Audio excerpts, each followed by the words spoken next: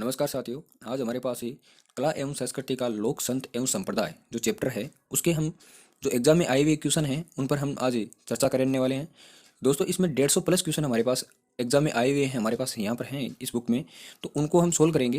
दोस्तों यहाँ पर ये जो 150 प्लस क्वेश्चन है ये इतनी महत्वपूर्ण रहेंगे क्योंकि दोस्तों एक तो चैप्टर ये इस प्रकार का चैप्टर है कि एग्जाम में और चैप्टर से क्वेश्चन आए या ना आए, लेकिन इस चैप्टर से 100% हमारा क्वेश्चन हमारे को एग्जाम में देखने को मिलता ही मिलता है। इसलिए ये एक तो इस प्रकार से महत्वपूर्ण हो गया। और दूसरा कि जो हमारी जो एग्जामें अभी हो रही है उनमें इस चैप्टर से हूबहू वही क्वेश्चन हमारे को एक या दो बार, तीन बार, चार बार, इतनी बार क्वेश्चन पूछे गए हैं, यानी सेम टू सेम वही क्वेश्चन पूछे जा रहे हैं। तो चलिए हम देखते हैं इसमें कि हमारा जो यहाँ पर पहला क्वेश्चन है वो क्या है। तो चलिए पहला क्वेश्चन है, निम्नलिखित में से कौन सा संप्रदाय निर्गुणोपासक नहीं है। निर्गुणों का मतलब हुआ कि जो निर्गुण, एक तो निर्गुण है, एक इसमें सगुण होता है। दो संप्रदाय हैं यहाँ पर, निर्गुण संप्रदाय, एक सगुण है। तो यहाँ पर दोस्तों इन दोनों को ध्यान में ये रखना है कि निर्गुण जो होते हैं ना वो पूजा पर, जो कि मूर्ति पूजा पर ध्यान नहीं रखते, और जो सगुण वाले हैं वो मूर्ति पूजा पर अपना मतलब ध्यान रखते हैं। तो ये नहीं मानते मूर्ति पूजा को, ये मानते हैं। तो यहाँ पर जो नहीं मानने वाले हैं वो हमारे को बताना है। तो जो जसनाती हैं इसमें ये पूछा कि निर्गुणोपासक नहीं है, यानी कि निर्गुण होना चाहिए, सगुण हमारे को बताना है इनमें से। तो जसनाती है वो तो दोस्तों क्या है, निर्गुण संप्रदाय से संबंधित है। दादू जी हैं वो भी हैं, और राम स्नेही है वो भी हैं। लेकिन जो नाथ संप्रदाय है, नाथ संप्रदाय है वो किस में है, सगुण भक्ति परंपरा में है। ठीक है, तो यहाँ पर एक करेक्ट आंसर होगा। अब इसकी थोड़ी थ्योरी है, उसको हम आराम से देखते हैं कि उसमें से क्या क्वेश्चन हमारे पास मिल सकता है।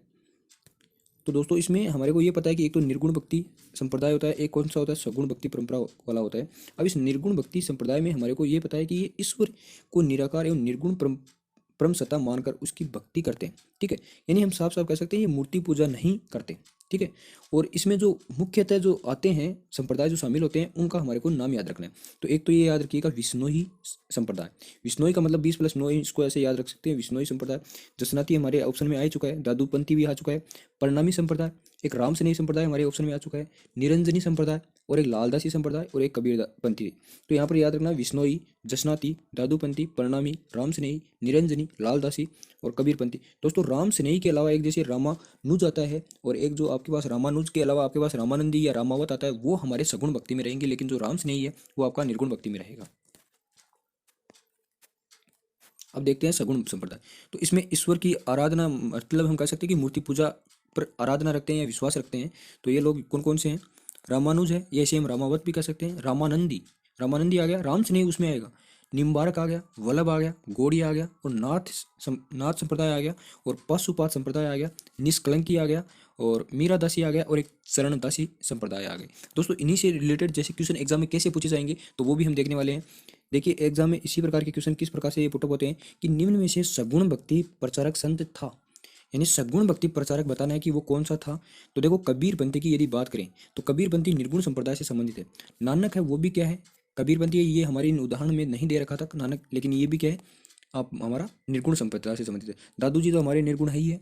तो निम्बारक बचा, निम्बारक क्या है, हमारा सगुण भक्ति परंपरा से रिलेटेड है। तो यहाँ पर जो करेक्ट आंसर होगा वो क्या होगा, निम्बारक संप्रदाय होगा। अब अगला क्वेश्चन है, निम्नलिखित में से कौन सा संप्रदाय निर्गुण भक्ति संप्रदाय नहीं है। दोस्तों देखो ये आरटेट में पूछ लिया गया क्वेश्चन है, ये पीटीआई सेकंड ग्रेड में पूछा गया क्वेश्चन है, सेम ही क्वेश्चन है, वो कैसे पूछे जा रहे हैं एग्जाम में वो देखना हमारे को। तो निम्नलिखित में से कौन सा संप्रदाय निर्गुण भक्ति संप्रदाय नहीं है। निर्गुण नहीं है इसका मतलब हमारे को संप्रदाय वो देखना है जो कि सगुण है। तो दादूपंथी तो निर्गुण है, निरंजनी भी है, दादू जी तो हमारे हमने यहाँ पर भी देखा, देखो दादू जी आ चुका है, यहाँ पर भी दादू जी आ चुका है, जसनाथ जी हमारे आ चुके हैं, निरंजनी है, परिणामी सॉरी राम, ये जो रामदासी संप्रदाय है, रामदासी जो संप्रदाय है वो क्या रहेगा, हमारा सगुण से रिलेटेड रहेगा। तो यहाँ पर एक करेक्ट आंसर हो गया। अगला क्वेश्चन दोस्तों हमारे पास है कि शाहपुरा भीलवाड़ा, यदि शाहपुरा भीलवाड़ा की बात करें तो उसमें एक संप्रदाय की जो पीठ है वो स्थित है, वह है कौन सी। तो दोस्तों शाहपुरा भीलवाड़ा की जो पीठ है वो कौन सी है, तो वो याद रखना है हमारे को, राम स्नेही संप्रदाय की जो पीठ है वो है वहाँ पर। और राम स्नेही संप्रदाय हमने ये देखा है कि राम स्नेही संप्रदाय है वो किस से रिलेटेड है, तो ये निर्गुण भक्ति परंपरा से रिलेटेड है, निर्गुण भक्ति परंपरा से क्या है, रिलेटेड है। दोस्तों इस राम स्नेही संप्रदाय से संबंधित 4 पीठें स्थापित की गई थी। एक तो शाहपुरा भीलवाड़ा में है, एक आपकी बात करें तो एक तो शाहपुरा भीलवाड़ा में आ गई, एक रेण शाखा जो कि नागौर में स्थित है ये, और एक खेड़ापा शाखा है, और एक शाखा और है दोस्तों इसकी, यानी शाहपुरा भीलवाड़ा आ गई, एक रेण शाखा आ गई, एक खेड़ापा शाखा आ चुकी है, और एक शाखा और है जिसका नाम है सीहेतल, सीहेतल जो कि बीकानेर में है, सीहेतल शाखा है जो कि कहाँ है, बीकानेर में है। तो इसको एक बार देखते हैं हम कि जो प्रधान पीठ है वो तो शाहपुरा भीलवाड़ा में है, और जिसके संस्थापक कौन है, रामचरण जी हैं। दोस्तों एक तो रामचरण जी हैं और एक हैं रामदास जी, ये दोनों नाम याद रखना। शाहपुरा वाला तो है रामचरण, राम की क्या है चरण है, राम की क्या है चरण है, ये शाहपुरा भीलवाड़ा में।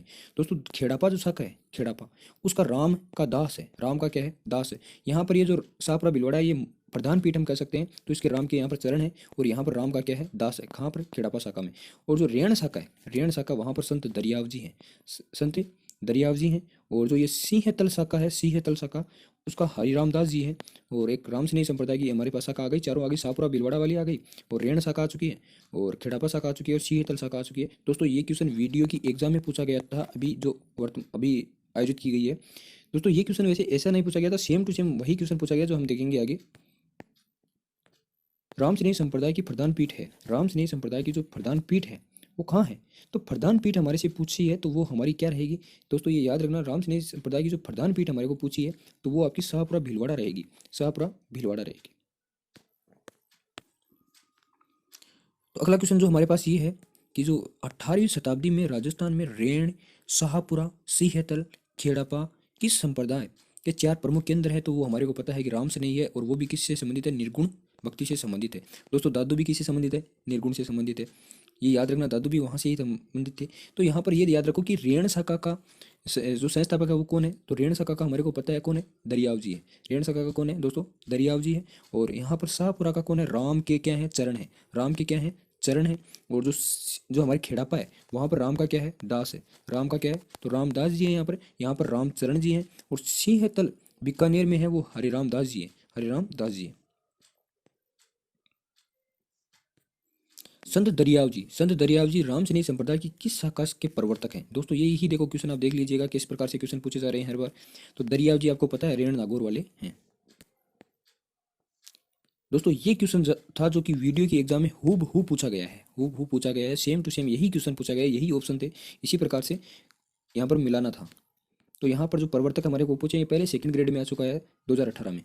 अब सिंहतल बीकानेर में स्थित है, तो ये सिंहतल वाले जो रामदास जी है ना उन्हीं के तो हैं, तो ये यहाँ पर आ गया। शाहपुरा भीलवाड़ा वाला है तो वहाँ पर राम के क्या है चरण है, राम के क्या है चरण है। और जो खेड़ापा शाखा है वहाँ पर राम के क्या है दास है, राम के क्या है दास है। और यहाँ पर दरियाव जी हैं ये रेण वाले, तो ये हमारा दरियाव जी वाला हो गया, तो ध्यान रखना दोस्तों। अगला क्वेश्चन हमारे पास क्या है, रेण का संबंध है, तो रेण नागौर में है और उसका जो संबंध है वो राम स्नेही संप्रदाय से है, जो कि एक निर्गुण भक्ति से संबंधित है। संत दरियाव जी का संबंध है, दरियाव जी पूछा है तो दरियाव जी का संबंध है वो राम स्नेही मत से ही है। और संत दरियाव जी हमारे को ये भी पता है किस शाखा के संस्थापक हैं, तो हमारे पास जो रेण शाखा है उसके क्या है संस्थापक है, रेण शाखा।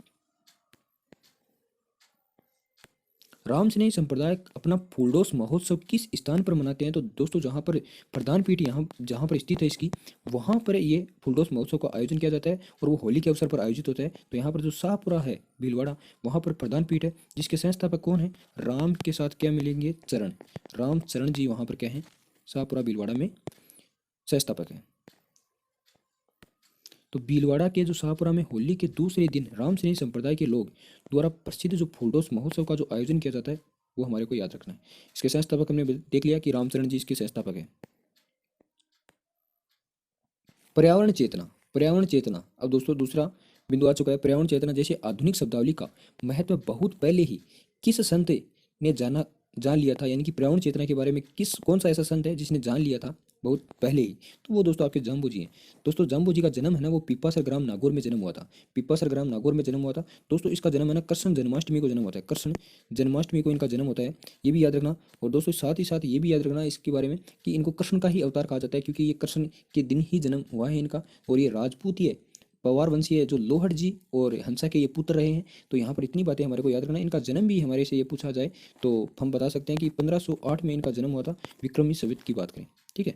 तो आगे हम इनके बारे में देखते हैं और डिटेल से। यहाँ पर दोस्तों थोड़ा स्पष्ट नहीं दिखाई दे रहा है, तो मैं आपको पढ़ करके बता देता हूँ कि जाम्बू जी है ना उनका जन्म है वो नागौर जिले के जो पीपासर गांव में हुआ था, पीपासर ग्राम में हुआ था। और बादवा की कृष्ण पक्ष 8 है, यानी 1508 लिखा हुआ है, बादवा की कृष्ण पक्ष 8 है, 1508 में इसका क्या हुआ जन्म हुआ था। और ये पवार वंशीय हैं, राजपूत लोहट व हंसा देवी के पुत्र है। पवार वंशीय लोहट की और हंसा देवी की बात करें तो ये उनके क्या है पुत्र हैं। और इनके गुरु का नाम है गोरखनाथ, गुरु का नाम क्या है गोरखनाथ। इन्हें पर्यावरण वैज्ञानिक भी कहते हैं, इन्हें गहला भी इन्हीं का नाम उपनाम है। ये इन्हीं को कहते हैं। और संत श्री कृष्ण के अवतार माने जाते हैं। ये तो आपको पता चल गया होगा कृष्ण के अवतार क्यों माने जाते हैं, क्योंकि इनका जन्म भी कृष्ण जन्माष्टमी को होता है, इसलिए इनको कृष्ण का अवतार भी मान लिया गया है। इन्होंने जंब सागर, जम संहिता, विष्णु धर्म प्रकाश और जंब वाणी आदि ग्रंथों की रचना भी की है। और इनके ग्रंथ जाम सागर में गुणती उपदेशों तथा 120 शब्दों का एक संग्रह है। लालासर गांव में इनका निधन हुआ था। लालासर गांव में इनका निधन हुआ था। दोस्तों इसी हम आगे के जो क्वेश्चन है उनके माध्यम से हम इनको पूरा रिपीट कर लेंगे एक बार फिर से। संत जामू जी का जन्म स्थान कौन से जिले में? तो हमारे को ये पता है संत जामू जी का जो स्थान है, वो जन्म स्थान है, वो हमारा नागौर है। और नागौर में भी कहाँ पर है? पिपासर ग्राम नागौर में। पिपासर ग्राम नागौर में इनका जन्म हुआ था। इनका जन्म कृष्ण जन्माष्टमी को हुआ था, इसलिए इनको कृष्ण के अवतार भी कहा जाता है। और इनके गुरु का नाम है वो गोरखनाथ है, वो हमने देख ही लिया। और दोस्तों यहाँ पर इंपॉर्टेंट फैक्ट ये हो रहा है कि गोरखनाथ, इनके माता पिता का नाम क्या है? तो हंसा देवी और लोहड़ जी की बात करें तो इनके माता पिता हैं। तो अगला क्वेश्चन हमारे पास क्या है? निम्न में से किसने गुरु गोरखनाथ से दीक्षा ली थी? तो गोरखनाथ ने, अभी हमने पढ़ा है कि जाम्बू जी हैं, उन्होंने इसकी दीक्षा ली थी। और इनके माता पिता के बारे में लोहड़ जी और हंसा देवी के बारे में हमने बात कर ली। गोरखनाथ इसके गुरु हो गए। 1508 में इनका जन्म हो गया। कब हुआ था? तो भादवा की कृष्ण पक्ष 8 को इनका जन्म होता है।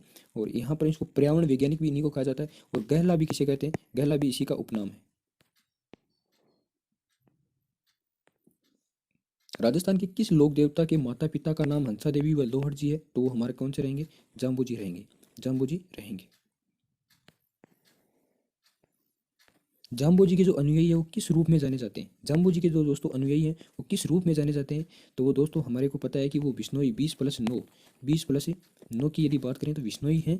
और दोस्तों इस बिश्नोई संप्रदाय की बात करें तो इसकी जो स्थापना है वो कहाँ होती है? तो जाम्बू जी ने इसकी स्थापना की थी। कहाँ पर की थी? 1485। बहुत ही महत्वपूर्ण ये सन पूछी जा सकती है हमारे से। 1485 के अंदर जो बीकानेर है, बीकानेर में एक स्थान है सभाथल धोरा, सभाथल धोरा नामक एक स्थान है, वहाँ पर विश्नोई संप्रदाय की स्थापना कर दी। और 29 नियमों पर आधारित होने के कारण इस संप्रदाय का नाम क्या रख दिया? विश्नोई संप्रदाय नाम रख दिया गया था। तो यहाँ पर इंपॉर्टेंट फैक्ट ये है, एक तो 1485 है और एक बीकानेर के जो स्थान है सभाथल धोरा नामक स्थान पर है। और विश्नोई संप्रदाय की जो स्थापना कर दी। और उसमें नियम कितने रखे? 129 नियम और 120 शब्द बताए गए हैं। देखिए इससे रिलेटेड क्या क्वेश्चन है कि जाम्बू जी ने सभा थल दौरा जो कि बीकानेर में बिश्नोई संप्रदाय की स्थापना की। इस संप्रदाय के जो अनुयायी हैं वो कितने नियमों का पालन करते हैं? तो हमारे को पता है 29 नियमों का जो पालन करते हैं वो कौन करते हैं? बिश्नोई संप्रदाय वाले करते हैं। ये दोस्तों 36 नियम है वो आपके जसनाती वाले हैं। तो अगला क्वेश्चन है दोस्तों हमारे पास कि जाम्बू जी के 29 नियमों का पालन करने वाले अनुयायी कहलाए। तो जाम्बू जी के जो 29 नियमों का पालन करने वाले जो अनुयायी है वो कहलाए, तो वो हमारे को पता है विश्नोई ही कहलाए। कहाँ पर इसकी स्थापना हुई थी? तो हमारे को पता है बीकानेर में सभाथल दौरा नामक जो स्थान है वहाँ पर इसकी स्थापना की गई थी। किसके द्वारा की गई थी? तो जाम्बू जी के द्वारा स्थापना की गई थी। बिश्नोई निम्नलिखित में से किसकी पूजा करते हैं? तो बिश्नोई हमारे को पता है किस किस की पूजा करते हैं? जाम्बू जी की पूजा करते हैं। जाम्बू जी का जन्म कब हुआ? 1508 में हुआ। पिपासर ग्राम नागौर में जन्म हुआ था। माता और पिता का नाम है हंसा देवी लोहड़ जी है। गुरु का नाम गोरखनाथ है।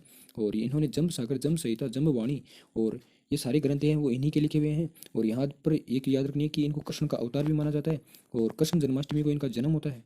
और दोस्तों इसी के साथ में हमारे पास दो बिंदु और रहेंगे कि इनको एक पर्यावरण वैज्ञानिक भी कहा जाता है और इन्हीं को क्या कहा जाता है? गहला इन्हीं को कहा जाता है, उपनाम है इनके। ठीक है। कि समाज सुधारक ने अपने शिष्यों को 29 नियमों का पालन करने हेतु जोर दिया था, तो वो आपके कौन थे? जाम्बू जी थे। जाम्बू जी थे जिन्होंने बीकानेर के अंदर जो सभा थल धोरा नामक जो स्थान है वहां पर विष्णु संप्रदाय की क्या की थी? स्थापना की थी। कब की थी दोस्तों? तो ये भी याद रखना 1485 में स्थापना की थी। निम्न में से कौन विष्णोई संप्रदाय का संस्थापक प्रवर्तक था? यानी विष्णोई संप्रदाय का प्रवर्तक था तो वो आपको पता है कौन था? जाम्बू जी था, जो कि सभाथल धोरा नामक स्थान पर विष्णोई संप्रदाय की स्थापना की, जिसमें कितने नियम थे? 29 नियम थे। इसलिए इसका नाम विष्णोई संप्रदाय रख दिया था। और जाम्बू जी का जन्म आपको पता ही है 1508 में हुआ था। ठीक है, ये विक्रमी संवत है दोस्तों, विक्रमी संवत है। और यदि इसमें से हम कितने घटा दें? 57 घटा दें तो ये आपके पास, सॉरी ये ईस्वी दे रखी है। और यदि विक्रमी संवत दे रखी है और ईस्वी निकालें तो यहाँ से हमारे को 57 लेस करने होंगे। सभाथल दौरा स्थित है तो वो हमारा बीकानेर में स्थित है। और यहाँ पर सभाथल दौरा नामक स्थान पर हमने देख लिया कि जो बिश्नोई संप्रदाय है उसकी यहाँ पर क्या की गई है? स्थापना स्थापना की गई थी। किसने की थी? तो जाम्बू जी ने यहाँ पर स्थापना की थी। किसने की थी? जाम्बू जी ने यहाँ पर स्थापना की थी। बिश्नोई संप्रदाय के प्रवर्तक गुरु जम्बेश्वर से संबंधित मुख्य स्थान है। तो बिश्नोई संप्रदाय के प्रवर्तक जो गुरु जम्बेश्वर है उससे संबंधित जो मुख्य स्थान है वो आपका मुक्काम तालवा जो कि बीकानेर में पड़ता है। मुक्काम तालवा कहाँ पड़ता है? क्योंकि नोक बीकानेर में पड़ता है, वहाँ से ये रिलेटेड है। अब हम देखते हैं इसके बारे में। तो इस संप्रदाय की जो प्रमुख पीठें हैं, एक तो मुक्काम तालवा नोखा बीकानेर में है, जाम्बा फड़ौदी जोधपुर में है, रामड़ावास पिप्पाड़ जोधपुर में है, यानी ये भी जोधपुर में, ये भी जोधपुर में, और जांगुल बीकानेर में।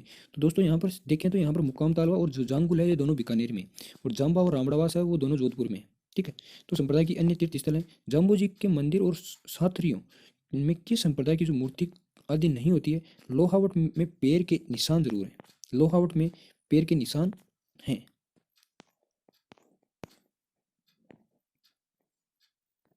अगला है मुकाम प्रसिद्ध है। मुकाम प्रसिद्ध है तो विष्णुइयों के लिए ही प्रसिद्ध है, यहीं की इनके यहाँ पर मुकाम तालवा कहाँ है? बीकानेर के अंदर स्थित है, नोक बीकानेर के अंदर स्थित है। दोस्तों दूसरा पॉइंट आ चुका है, संत जसनाथ जी के बारे में कौन सा कथन सही नहीं है? सही नहीं है ये पूछा गया है। तो इनका जन्म है ना वो 1482 में हुआ था, ठीक है, बीकानेर में हुआ था, और वो भी कत्रियासर गांव में। तो ये बिंदु तो हमारा एकदम बिल्कुल करेक्ट है। कत्रियासर में इन्होंने 12 वर्ष तक साधना की थी। दोस्तों 12 वर्ष तक साधना तो की थी, लेकिन कत्रियासर में नहीं की थी। गोरखमाली स्थान पर इन्होंने क्या की थी? गोरखमालिया एक स्थान है, वहाँ पर इन्होंने 12 वर्ष तक क्या की थी? तपस्या की थी, साधना की थी।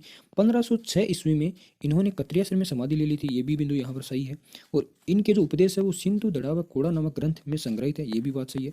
तो यहाँ से पूछा कि सही नहीं है, तो यहाँ पर कत्रियासर न होकर के क्या होगा? गोरखमालिया स्थान होगा, जो कि हमारा यहाँ पर सही होगा। वहाँ पर उन्होंने 12 वर्ष तक क्या की थी? साधना की थी।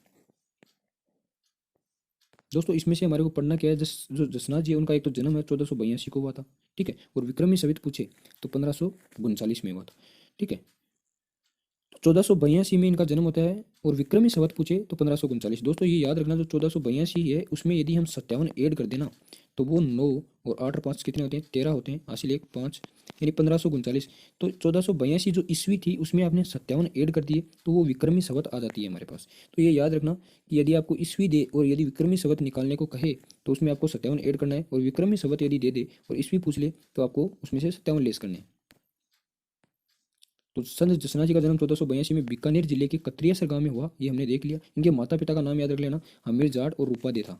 और इनका जन्म है ना कार्तिकी शुक्ल पक्ष एकादशी को जन्म होता है, कार्तिकी शुक्ल पक्ष एकादशी को जन्म होता है। और जाम्बू जी के समकालीन संत जसनाथ जी, जाम्बू जी के समकालीन, जाम्बू जी हम पढ़ करके आए, जाम्बू जी के जो समकालीन है ना जसनाथ जी के गुरु गोरखनाथ थे। जसनाथ जी के गुरु भी कौन थे? गोरखनाथ थे। जाम्बू जी के गुरु कौन थे दोस्तों? गोरखनाथ थे। इनके माता पिता का नाम क्या था?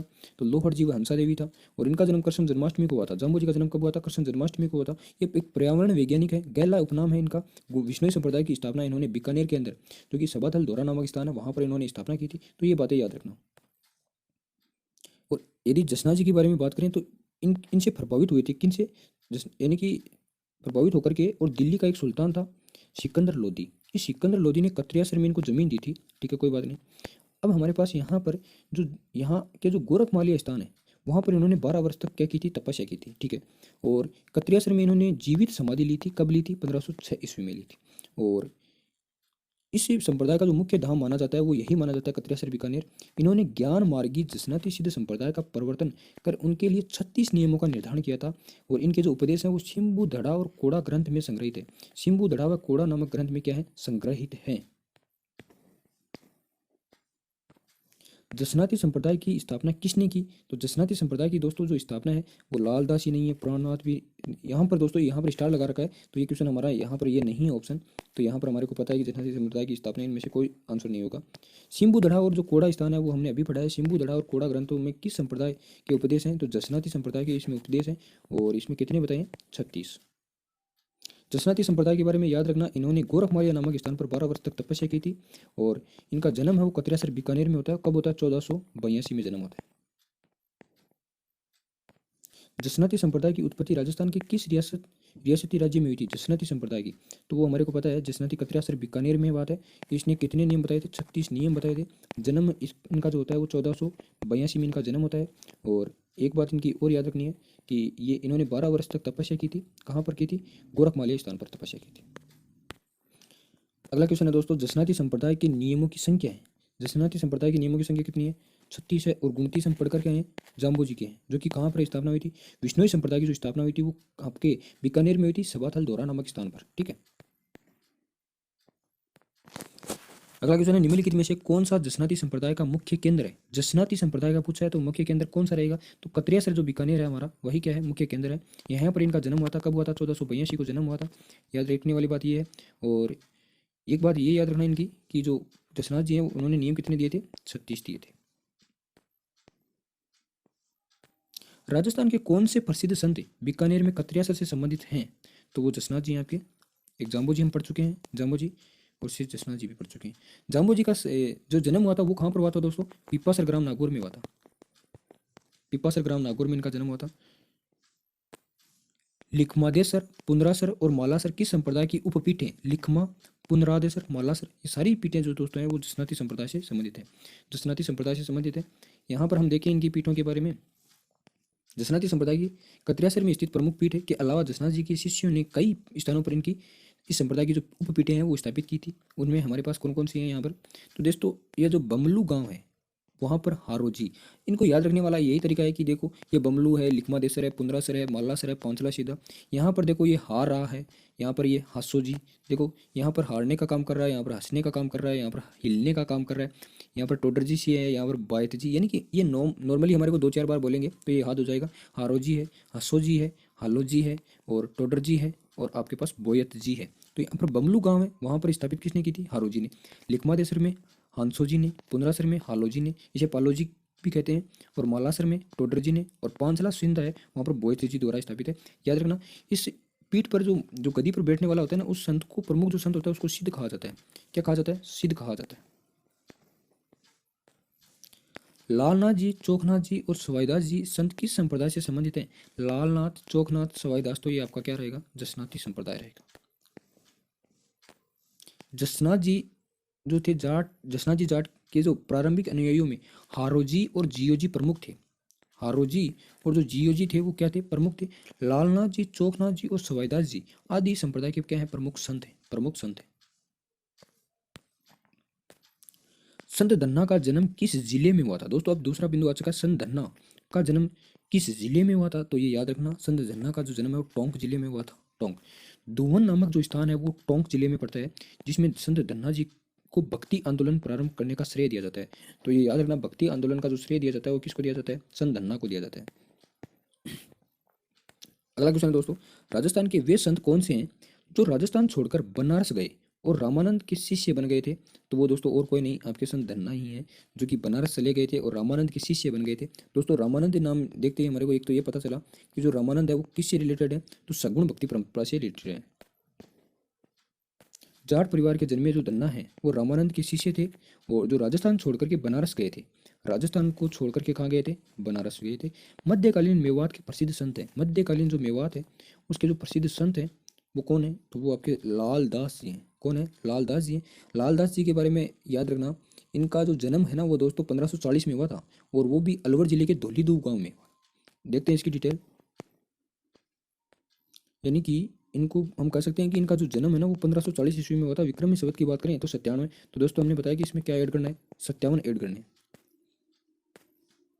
अलवर जिले के धौलीदूब नामक स्थान पर हुआ था इनका जन्म। और इनके पिता का नाम बात करें तो चांदमल, माता कौन थी? समदा, व गुरु थे गद्दन चिश्ती। ठीक है। और इनकी मृत्यु है वो भरतपुर रियासत में नगला नामक स्थान पर होती है। नगला नामक स्थान पर इनकी मृत्यु होती है। इनकी समाधि शेरपुर अलवर में, समाधि कहाँ है? शेरपुर अलवर में। और गदन चिश्ती की प्रेरणा से लालदासी संप्रदाय की जो स्थापना की थी, लालदासी संप्रदाय की जो स्थापना की थी वो किसकी प्रेरणा से की थी? तो गदन चिश्ती की प्रेरणा से इन्होंने क्या की थी? लालदासी संप्रदाय की स्थापना की थी, जिसका प्रधान पीठ है वो नगला भरतपुर में। नगला भरतपुर में दोस्तों, नगला भरतपुर में हमने इनका देखा कि नगला भरतपुर में इनका जो क्या संबंध रहा है। तो जो नगला भरतपुर में इनकी मृत्यु जो होती है वो नगला में ही होती है। और अलवर व भरतपुर जिले की जो मेव जाति है, मेव जाति इनकी अधिक मान्यता है, यानी वो ज़्यादा मानते हैं इनको। और सांप्रदायिक सद्भाव के प्रतीक लालदास जी मुसलमान होते हुए भी राम भगत थे। मुसलमान होते हुए भी क्या थे? राम भगत थे। इन्होंने ईश्वर को राम नाम से पुकारा है। ईश्वर को किस नाम से पुकारा है? राम नाम से पुकारा है। निम्नलिखित में से किस संप्रदाय के अनुयायी मेव भी हैं? तो मेव किसके हैं? अभी हमने देखा लालदास जी के। लालदास जी के बारे में एक बार फिर से हम रिपीट मार लेते हैं। 1540 में इनका जन्म हुआ था। कहाँ जन्म हुआ था? धौलीदूब गांव अलवर में इनका जन्म हुआ था। ठीक है। इनकी मृत्यु जो होती है वो होती है नगला गांव भरतपुर में, वहाँ पर। और इनकी जो समाधि बनी हुई है वो शेरपुर अलवर में बनी हुई है। और इसकी जो मुख्य पीठ है वो नगला भरतपुर में। ठीक है। और ये मेव जाति है ना, वो इसको सबसे ज़्यादा मानती है, वो भी कहाँ पर, अलवर व भरतपुर में, अलवर व भरतपुर क्षेत्र में। संत लालदास जो हैं, संत लालदास के लिए अच्छी तरह से जाने जाते हैं, संत लालदास के लिए अच्छी तरह से जो जाने जाते हैं वो कौन है? तो यहाँ पर दोस्तों संत लालदास के लिए अच्छी तरह से जो जाने जाते हैं वो आपके सांप्रदायिक सद्भाव रहेगा। यहाँ पर क्या रहेगा? सांप्रदायिक सद्भाव रहेगा, ये याद रखना। अगला क्वेश्चन है हमारे पास, निम्नलिखित संतों में से कौन जन्म से मुसलमान था? यानी जन्म से ही जो मुसलमान था वो आपका कौन था? लालदासी था। लालदासी था। लालदासी का जन्म की बात करें तो धौलीधू गांव अलवर में इनका जन्म होता है। और ये मेवात के एक प्रसिद्ध संत है। कहाँ के? मेवात के प्रसिद्ध संत है। जैसे अलवर और भरतपुर, उसमें मेव जाति सबसे ज़्यादा इनको मानती है। इनकी जो प्रधान पीठ है वो नगला भरतपुर में स्थित है, नगला भरतपुर में स्थित है। और इनकी समाधि की बात करें तो शेरपुर अलवर में इनकी समाधि है। जन्म इनका जो है वो 1540 ईस्वी में होता है, और वो भी कहाँ होता है? धौलीधू गाँव अलवर में इनका जन्म होता है। धौलीधू ग्राम किस संप्रदाय से संबंधित है? तो वो आपका कौन सा रहेगा? लालदासी रहेगा। धौलीधू गांव में इनका क्या हुआ था? जन्म हुआ था दोस्तों, जन्म हुआ था। और कब हुआ था? 1540 ईस्वी में इनका जन्म होता है। और दोस्तों ये एकमात्र ऐसे संत हैं जो मुसलमान होते हुए भी राम भगत थे, और इन्होंने राम नाम लिया था। और इनकी जो प्रधान पीठ है वो है कहाँ पर? नगला, नगला भरतपुर में स्थित है, नगला भरतपुर में स्थित है। लेकिन इनकी जो समाधि है वो शेरपुर अलवर में स्थित है, शेरपुर अलवर में स्थित है। नगला पीठ किस संप्रदाय से संबंधित है? तो दोस्तों ये लालदासी संप्रदाय से संबंधित है। ये फिर से एक बार क्वेश्चन पूछ लिया, नगला पीठ किस संप्रदाय से संबंधित है? दोस्तों ये लालदासी संप्रदाय से संबंधित है। एक बार इनकी फिर से देख लेना। इनका जन्म है वो 1540 में हुआ था दोस्तों। धौलीधू गांव अलवर में इनका जन्म होता है। नगला नामक स्थान पर इनका मृत्यु स्थल यहाँ पर है। और यदि इनकी समाधि की बात करें तो वो क्या रहेगी? शेरपुर, शेरपुर अलवर में समाधि रहेगी। और अगला बिंदु है हमारे पास इसमें कि ये मेव जाती है ना, वो इसको सबसे ज़्यादा मानती है, वो भी आपका अलवर और भरतपुर क्षेत्र रहेगा। और प्रधान पीठ हमने बात कर ही ली कि जो नगला भरतपुर है। अगला बिंदु है चरणदासी संप्रदाय की प्रधान पीठ कहाँ है? तो वो आपकी दिल्ली में रहेगी। अब दोस्तों इसके बारे में भी हम इंपॉर्टेंट फैक्ट देखते हैं कौन कौन से हैं। संत जो चरणदास जी है, इनका प्रारंभिक नाम क्या था? रणजीत था, ठीक है। जन्म हुआ था डेहरा गांव अलवर में हुआ था, डेहरा गांव अलवर में हुआ था। लालदासी का जन्म भी कहाँ हुआ था? धौलीधू गांव अलवर में हुआ था। और इनकी ये प्रमुख पीठ भी है, इनकी एक प्रमुख पीठ भी है। इनका जन्म भादवा की शुक्ल पक्ष तृतीया को होता है। और विक्रमी संवत है 1760। विक्रमी संवत क्या है? 1760 है। तो हम इसकी ईस्वी निकालेंगे तो दोस्तों 1760 में से हमारे को क्या लेस करना होगा? 57। तो क्या बचेगा? 3 और 0 और 7, यानी 1703 ईस्वी में इनका जन्म हुआ था। और विक्रमी संवत की बात करें, सॉरी जन्म नहीं, जन्म हुआ था, सॉरी यहाँ पर 1760 की बात करते हो। मुरलीधर व कुंजो देवी के यहाँ पर इनका क्या हुआ था? जन्म हुआ था। मुरलीधर और कुंजो देवी, इनके गुरु सुखदेव मुनि थे। सुखदेव मुनि इनके क्या थे? गुरु थे। सुखदेव जो मुनि थे वो इनके क्या थे? गुरु थे। इनका समाधि स्थल दिल्ली में, समाधि स्थल कहाँ है? दिल्ली में। और इन्होंने चरणदासी संप्रदाय की क्या की थी? स्थापना की थी, ठीक है। और यहाँ से इंपॉर्टेंट जो बिंदु रहेगा वो बहुत ही महत्वपूर्ण है कि इनकी एक तो दयाबाई और एक सहजोबाई, ये दो प्रमुख शिष्य हैं। ये इनकी बहुत ही महत्वपूर्ण, ये दोनों क्वेश्चन बन सकते हैं, दयाबाई और सहजोबाई। मुख्यतः चरणदासी संप्रदाय का मेवात क्षेत्र एवं दिल्ली में प्रभाव रहा। एक तो मेवात क्षेत्र जो कि हमारा अलवर और भरतपुर क्षेत्र है, और एक दिल्ली में प्रभाव रहा, क्योंकि दिल्ली में इन्होंने क्या ली थी? समाधि स्थल है इनका कहाँ पर है? दिल्ली में। लेकिन इनके गुरु का नाम पूछे तो क्या बताना है? सुखदेव मुनि, सुखदेव मुनि रहेगा। और इस संप्रदाय के जो 42 नियम है, जसनाती संप्रदाय के कितने नियम थे? 36। जाम्बोजी की विष्णोई संप्रदाय के कितने थे? 29 नियम थे, ये भी याद रखना। और इसके कितने? 42 नियम। नारी संत दयाबाई शिष्या थी, तो अभी आया है नारी संत जो दयाबाई है वो किसकी शिष्या थी? तो संत चरणदास जी की शिष्या थी। दोस्तों मैं एक बार फिर से बता रहा हूँ, चरणदास जी का जो जन्म है वो डेहरा गांव अलवर में इनका जन्म होता है। सुखदेव मुनि जो है इनके गुरु हैं, और दयाबाई और सहजोबाई इनकी क्या शिष्य है? इनके नियम कितने हैं? 42 इसके नियम है। और इनकी जो समाधि स्थल है वो कहाँ पर है? दिल्ली में स्थित है, दिल्ली में स्थित है, ये भी याद रखना। और इसका जो प्रभाव है वो आपको मेवात क्षेत्र में मिलेगा और एक दिल्ली क्षेत्र, दोनों में मिलेगा इसका प्रभाव। सहजोबाई के गुरु का नाम क्या था? तो ये भी हम बता सकते हैं चरणदास जी, चरणदास थे। दोस्तों आज हमने इसके क्वेश्चन कर लिए हैं, लगभग 30 या 40 क्वेश्चन से हमने अबव इसके क्वेश्चन कर लिए, और बाकी के क्वेश्चन हम अगले वीडियो में करने वाले हैं, ठीक है दोस्तों।